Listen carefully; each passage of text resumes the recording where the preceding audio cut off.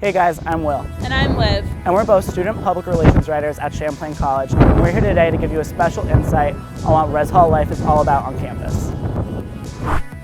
As a first-year student, you can choose from one of 19 beautifully restored Victorian-era mansions, and each mansion is suited for your personality and taste.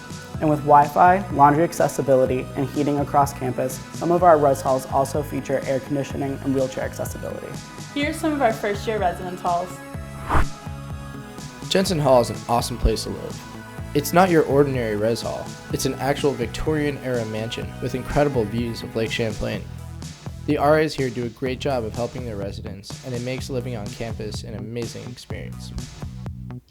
My res hall, Ravel, is great. The beds, you can loft them, you can raise the height and stuff, which is cool. I like the fireplace, the carpet, adds like a homey feel to it.